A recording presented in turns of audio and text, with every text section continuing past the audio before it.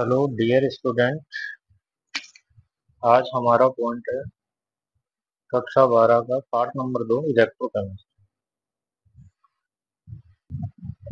इस टॉपिक के रिगार्डिंग यदि हम बात करें इलेक्ट्रोकेमिस्ट्री के, तो सबसे पहले आपको इलेक्ट्रोकेमिस्ट्री की एक सही परिभाषा आनी चाहिए।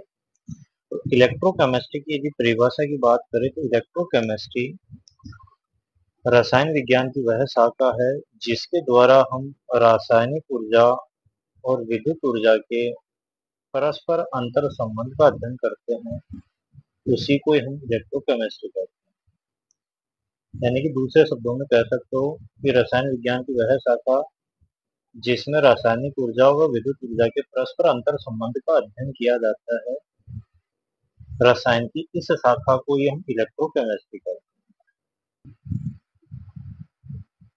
इसी पार्ट का आगे का जो पॉइंट बनता है वो बनता है सेल के रिगार्डिंग, कि सेल किसे कहते हैं। सेल के बारे में हम परिभाषा देंगे कि सेल वह युक्ति होती है जिसके द्वारा रासायनिक ऊर्जा को विद्युत ऊर्जा में और विद्युत ऊर्जा को रासायनिक ऊर्जा में बदला जाता है, उसी को ही हम सेल कहते हैं। इसमें देखना सेल दो प्रकार के मिलेंगे पूरे चक्कर में। एक रासायनिक ऊर्जा को विद्युत ऊर्जा में बदलने वाले, और एक सेल रहेगा विद्युत ऊर्जा को रासायनिक ऊर्जा में बदलने वाला। यदि कोई सेल रासायनिक ऊर्जा को विद्युत ऊर्जा में बदल रहा है, उस सेल को कहते हैं विद्युत रासायनिक। इस पूरी प्रोसेस में देखा जाता है तो यहाँ पर एक सौत रेडॉक्स अभिक्रिया संपन्न होती है। तो जनरली यहाँ पर जब हम विद्युत रासायनिक सेल की परिभाषा देखेंगे तो हमारे द्वारा परिभाषा ये लिखी जाएगी कि विद्युत रासायनिक सेल वह युक्ति या वे सेल होते हैं जिनके द्वारा रासायनिक ऊर्जा को विद्युत ऊर्जा में एक सौत रेडॉक्स अभिक्रिया के द्वारा बदला जाता है। विद्युत रासायनिक सेल कहलाता है। इस विद्युत रासायनिक सेल का एक अच्छा सा उदाहरण है जो हम इस बुक में पढ़ते हैं, डेनियल सेल, जिसको वोल्टेज सेल भी कहते हैं, गैल्वेनिक सेल भी कहते हैं। दूसरा सेल आता है यहाँ पर जो विद्युत अपघटनीय सेल के नाम से जाना जाता है। और वैद्युत अपघटनीय सेल के रिगार्डिंग परिभाषा हमारे द्वारा लिखी जाएगी कि वैद्युत अपघटनीय सेल वे सेल होते हैं जिनके द्वारा विद्युत ऊर्जा को रासायनिक ऊर्जा में बदला जाता है, और इस प्रक्रम में होने वाली जो अभिक्रिया है वो एक प्रकार से असौत रेडॉक्स अभिक्रिया होती है। फिर से देखना सेल की परिभाषा, तीन परिभाषा बताई गई यहाँ पर। सेल के रिगार्डिंग फर्स्ट परिभाषा कि सेल वह युक्ति होती है जिसके द्वारा रासायनिक ऊर्जा को विद्युत ऊर्जा में और विद्युत ऊर्जा को रासायनिक ऊर्जा में बदला जाता है, उसी को ही हम सेल कहते हैं। नंबर 2 पर परिभाषा देखी गई है विद्युत रासायनिक सेल की। विद्युत रासायनिक सेल के अनुसार विद्युत रासायनिक सेल की परिभाषा लिखेंगे कि वे सेल जिनके द्वारा रासायनिक ऊर्जा को विद्युत ऊर्जा में बदला जाता है विद्युत रासायनिक सेल कहलाते हैं, और इस सेल में एक सौत रेडॉक्स अभिक्रिया संपन्न होती है। तीसरी परिभाषा पढ़ी हमने विद्युत अपघटनीय सेल। विद्युत अपघटनीय सेल वे सेल होते हैं जिनके द्वारा विद्युत ऊर्जा को रासायनिक ऊर्जा में बदला जाता है, और यहाँ पर होने वाली एक असौत रेडॉक्स अभिक्रिया होती है, वैद्युत अपघटनीय सेल कहलाते हैं। फिर आता है हमारा पॉइंट वैद्युत रासायनिक सेल। बहुत ही अच्छी है बात। वैद्युत रासायनिक सेल के बारे में हम क्या क्या बातें डिस्कस करेंगे। सबसे पहले हमारे द्वारा परिभाषा लिखी जाएगी विद्युत रासायनिक सेल की, और वैद्युत रासायनिक सेल में जो आपको डायग्राम दिखाई दे रहा है, ये डायग्राम एक वैद्युत रासायनिक सेल है, और इस वैद्युत रासायनिक सेल को हम जनरली डेनियल सेल के नाम से या वोल्टेज सेल के नाम से या फिर गैल्वेनिक सेल के नाम से जानते हैं। वैद्युत रासायनिक सेल की सबसे पहले यहाँ पर परिभाषा का एक लोगो दे रखा है कि वैद्युत रासायनिक सेल वे सेल होते हैं जिनके द्वारा केमिकली एनर्जी को इलेक्ट्रिक एनर्जी में अर्थात रासायनिक ऊर्जा को वैद्युत ऊर्जा में बदला जाता है, विद्युत रासायनिक सेल कहलाता है। इसका उदाहरण देखेंगे हम, जो है हमारे पास यहाँ पर डेनियल सेल।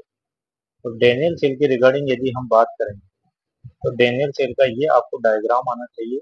किस प्रकार से ये डायग्राम बनाया जाता है समझने की कोशिश करना। डायग्राम के साथ साथ मैं आपको बनावट और क्रियाविधि भी एक्सप्लेन कर रहा हूँ और ओवरऑल पूरा डायग्राम भी क्लियर होगा। पॉइंट है अपना वैद्युत रासायनिक सेल। सबसे पहले परिभाषा कि वैद्युत रासायनिक सेल वे सेल होते हैं जिनके द्वारा केमिकली एनर्जी को इलेक्ट्रिक एनर्जी में बदला जाता है। ये हमारा यहाँ पर डायग्राम है। वैद्युत रासायनिक सेल में और वैद्युत अपघटनीय सेल में मोटा यदि बनावट में अंतर देखते हैं तो एक अंतर दिखाई देता है, या जनरली उस अंतर को आप दो तीन भी कर सकते हो, लेकिन जो व्यवस्था का अंतर है, मुख्य अंतर वो बता रहे।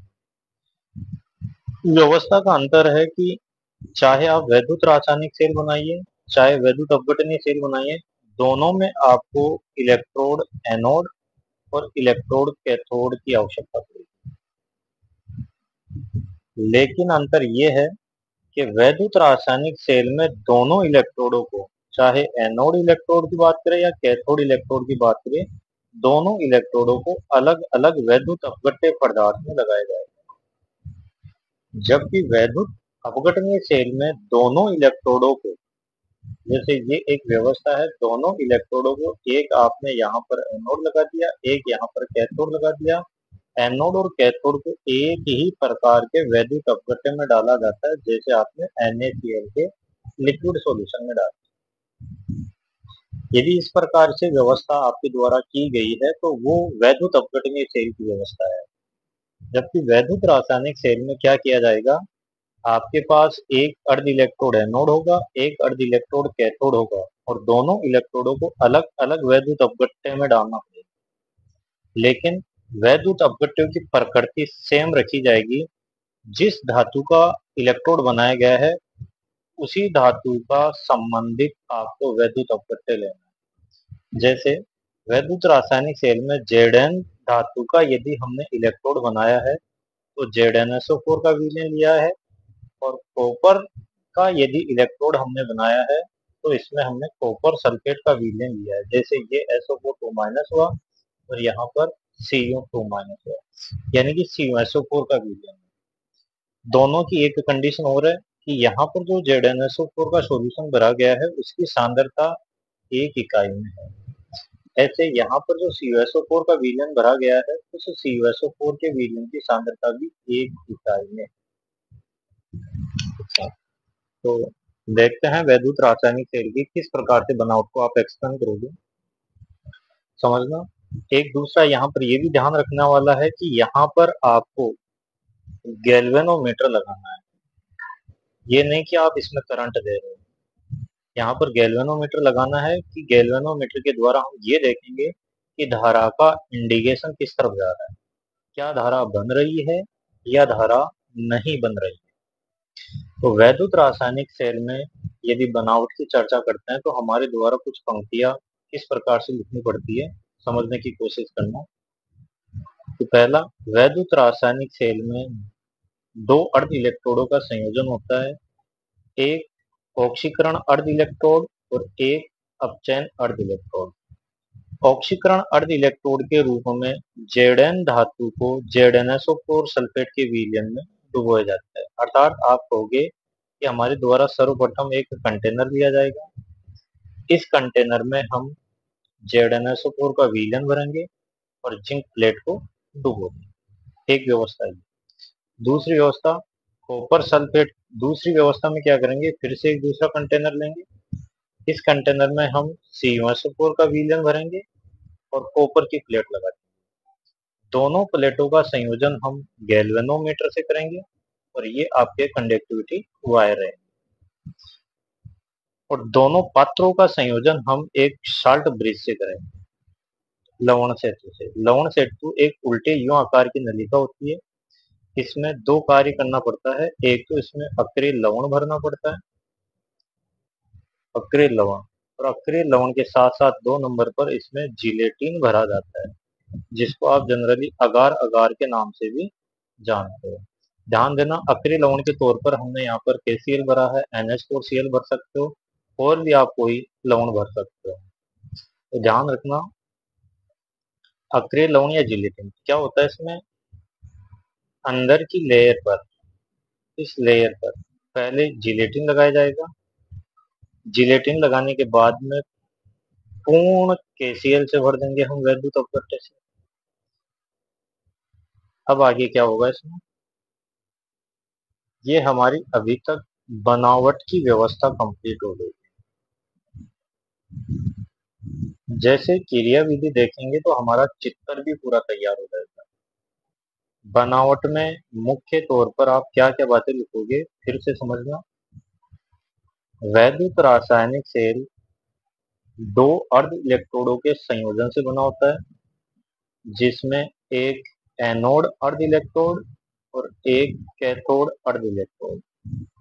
एनोड अर्ध इलेक्ट्रोड बनाने के लिए जेडएन की प्लेट को जेडएनएसओ4 के विलयन में भर जेडएन की प्लेट को जेडएनएसओ4 के विलयन में डुबोते हैं, और कैथोड अर्ध इलेक्ट्रोड बनाने के लिए कॉपर की प्लेट को कॉपर सल्फेट के विलयन में डुबोते हैं। ध्यान रखना, दोनों विलयन की जो सांद्रता है वो सांद्रता आपके द्वारा रखी जाएगी यहाँ पर 1 इकाई मोलर सांद्र विलयन लिया जाएगा। ये भी इकाई मोलर सांद्र विलयन, और दोनों प्लेटों को धात्विक तार के द्वारा गैल्वेनोमीटर से संयोजित कर दिया जाएगा, और दोनों पात्रों के वैद्युत अपघट्य पदार्थ को एक उल्टे यू आकार की साल्ट ब्रिज से जोड़ देंगे, जिसमें अक्रिय लवण और जिलेटिन भरा रहता है। जिलेटिन अक्रिय लवण को इस नली में रोकने का कार्य करता है। क्रिया विधि की बात करते हैं तो क्रिया विधि में क्या होगा, हमारे द्वारा क्या एक्सप्लेन किया जाएगा। जैसे हम ये पूरी व्यवस्था करते हैं तो व्यवस्था करने पर यहाँ पर एक नंबर पर सौते रेडॉक्स अभिक्रिया संपन्न होगी। उस सौते रेडॉक्स अभिक्रिया में क्या होगा, सौते रेडॉक्स अभिक्रिया में एनोड के रूप में जो जेडएन प्लेट है, वो जेडएन प्लेट इस विलयन में यानी कि जेडएनएसओ4 के विलयन में जेडएन2 प्लस आयंस के रूप में जाने लगेगी। पहली क्रिया का पार्ट क्या बताओगे कि जैसे ही पूरी संयोजन की व्यवस्था कंप्लीट हो जाएगी तो सौते रेडॉक्स अभिक्रिया के दौरान एनोड बना जिंक जिंक सल्फेट के विलयन में जेडएन2 प्लस आयंस के रूप में जाएगा, और 2 इलेक्ट्रॉन यहाँ पर ये मुक्त करेगा। ओवरऑल हम ये कह सकते हैं कि यहाँ पर जिंक का ऑक्सीकरण हुआ, ऑक्सीकरण होने के फलस्वरूप इलेक्ट्रॉन का निर्माण हुआ। ये इलेक्ट्रॉन जिंक प्लेट से वायर के द्वारा सेल के दूसरे टर्मिनल की ओर जाएंगे, और ये जाएंगे इलेक्ट्रॉन कॉपर प्लेट के पास। कॉपर प्लेट के पास जैसे इलेक्ट्रॉन जाएंगे तो कॉपर सल्फेट में जो CO2 प्लस आयन है, ये CO2 प्लस आयन इन जिंक के दोनों इलेक्ट्रॉनों को ग्रहण करके कॉपर के रूप में निक्षेपित हो जाएंगे, अर्थात इस प्लेट के चारों तरफ सीयू सॉलिड का निक्षेपण हो जाएगा, जबकि ये प्लेट धीरे धीरे विलयन में टूटकर जाने लगेगी। अर्थात इस क्रिया विधि में देखेंगे तो लास्ट में रिजल्ट ये मिलेगा कि लास्ट में जेडएन प्लेट धीरे धीरे कमजोर होती जाएगी, जबकि सीयू प्लेट पर अवक्षेपण धीरे धीरे बढ़ता जाएगा। इस प्रोसेस में देखना, इलेक्ट्रॉन का गमन हो रहा था किससे किसकी ओर, तो आप कहोगे जेडएन से कॉपर की ओर। तो धारा इसके विपरीत बहती है, तो धारा का प्रवाह होगा कॉपर से जिंक की ओर। अर्थात आपके द्वारा कहा जाएगा इलेक्ट्रॉन का प्रवाह है जेडएन से कॉपर की ओर, और धारा आई का प्रवाह है कॉपर से जिंक की ओर। अब इसी प्रक्रिया में देखना लवण सेतु क्या भूमिका अदा करता है। जनरली जब ये सेल कार्य करता रहता है तो आप ये कहोगे या यह देख पा रहे होंगे कि जेडएनएसओ4 के विलयन में जेडएन2 प्लस यानी कि जिंक आयन की सांद्रता बढ़ रही है, और कॉपर सल्फेट के विलयन में सल्फेट की सांद्रता बढ़ रही है। कारण क्या है? क्योंकि यहाँ पर Zn प्लेट Zn2+ में जा रही है और कॉपर सल्फेट का जो कॉपर है वो धीरे धीरे कॉपर आयन कॉपर के रूप में निक्षेपित हो रहा है। इस प्रकार से हम ये कह सकते हैं कि कंटेनर ए में Zn2+ की सांद्रता बढ़ रही है, कंटेनर बी में SO4 2- की सांद्रता बढ़ रही है। इनकी सांद्रता को या इनके वैद्युतीय रूप को उदासीन बनाने के लिए लवण सेतु काम में आएगा। अब यहाँ पर लवण सेतु क्या करेगा? खुद ब्रेक डाउन हो जाएगा। जैसे KCl है, ये KCl जनरली ब्रेक डाउन होता है K+ में और Cl-। कंटेनर ए में सांद्रता बढ़ी है धन आयन की, तो यहाँ से ऋण आयन उठकर इस कंटेनर में आ जाएगी। कंटेनर बी में सांद्रता बढ़ी है किसकी? SO4 2- की, तो यहाँ नली के द्वारा इस कंटेनर में K+ आ जाएगा। ये K+ SO4 2- के साथ संयुक्त होकर बना लेगा K2SO4। अर्थात हम ये कहेंगे कि वैद्युत अपघट्य की उदासीनता बरकरार रहेगी और यहाँ पर जो जिंक आयन बढ़े थे वो जिंक आयन क्लोराइड आयनों से क्रिया करके ZnCl2 के रूप में हो जाएंगे। अर्थात ओवरऑल दोनों में हम कहेंगे कि कंटेनर ए में भी वैद्युत उदासीनता बन गई, कंटेनर बी में भी वैद्युत उदासीनता बनाएंगे। तो यहाँ पर साल्ट ब्रिज के जनरली आप दो कार्य बताओगे। पहला, एक तो ये इलेक्ट्रिकल सर्किट को पूर्ण करता है, दूसरा वैद्युत अपघट्यों की उदासीनता बनाए रखता है। ये हो गई आपकी वैद्युत रासायनिक खेल की बनावट और बनावट के साथ क्रियाविधि। जैसे बनावट और क्रियाविधि हुई तो आपको ओवरऑल ऐसा कुछ डायग्राम मिला। इस डायग्राम में हमने देखा तो यहाँ पर जिंक इलेक्ट्रोड पर ऑक्सीकरण हुआ था, तो ऑक्सीकरण होने के कारण हम इसको एनोड नाम देंगे। कॉपर इलेक्ट्रोड पर अपचयन हुआ तो इसको कैथोड नाम देंगे। रही बात इलेक्ट्रॉन का अभिगमन Zn से कॉपर की ओर हो रहा था और धारा I का प्रवाह कॉपर से जिंक की ओर, तो हम कहेंगे कि धारा का प्रवाह हमेशा धनायन प्लेट से ऋणायन प्लेट की ओर होता है। तो ये हो गई आपकी धनायन प्लेट और ये हो गई यहाँ पर ऋणायन प्लेट।